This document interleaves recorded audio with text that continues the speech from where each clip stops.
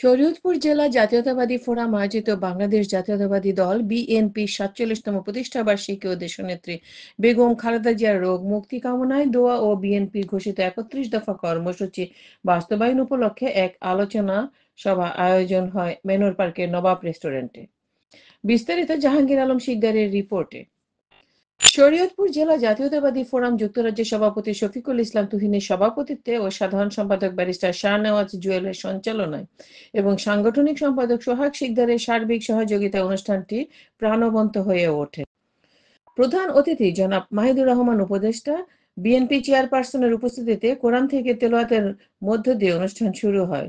এ সময় বক্তব্য রাখেন বিশেষ অতিথি জনাব এম এ মালেক, সভাপতি যুক্তরাজ্য, জনাব আবেদ রাজা, সহসভাপতি যুগ্ম সম্পাদক ব্যারিস্টার মওদুদ আহমেদ, সিলেট জেলা শ্রীমঙ্গল পৌরসভার ৪ বারের মেয়র মহসিন মিয়া মধু, ইতালি বিএনপির সাবেক সিনিয়র ভাইস প্রেসিডেন্ট মিসবাহুজ্জামান বাবু, আব্দুস সালাম ব্যাপারী, আবু নোমান, সাংগঠনিক সম্পাদক খালেদ চৌধুরী, অর্থ বিষয়ক সম্পাদক জিয়াউর রহমান।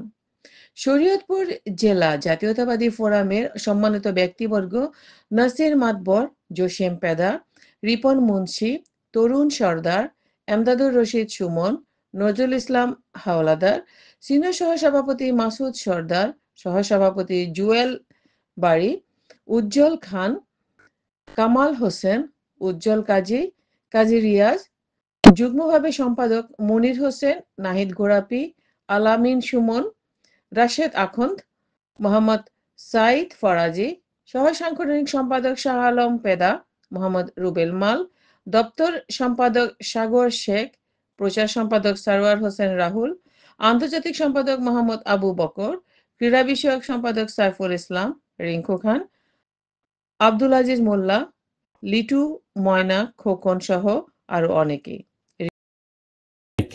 আগামীতে যেন বাংলাদেশ জাতীয়তাবাদী দল বিএনপি জনগণের ভোটে নির্বাচিত হয়ে ক্ষমতায় আসে, আমরা সেই লক্ষ্যে আজকের এই শরীয়তপুর জেলা জাতীয়তাবাদী ফোরাম গঠনের আমাদের মূল উদ্দেশ্য। শরীয়তপুর জেলা জাতীয়তাবাদী ফোরামের উদ্যোগে আজকে বাংলাদেশ জাতীয় দলের ৪৭তম প্রতিষ্ঠা বার্ষিকী উপলক্ষে আলোচনা সভা এবং আমাদের প্রাণপ্রিয় নেত্রী গণতন্ত্রের মা এবং খালেদা জিয়ার সুস্বাস্থ্য এবং দীর্ঘায়ু কামনা করা এবং আমাদের নেতা ভারপ্রাপ্ত চেয়ারম্যান সাহেবের সুস্বাস্থ্য দীর্ঘায়ু কামনা করে যে দোয়া আয়োজন করা হয়েছে, এই জন্য তাদেরকে আমি ধন্যবাদ দিচ্ছি।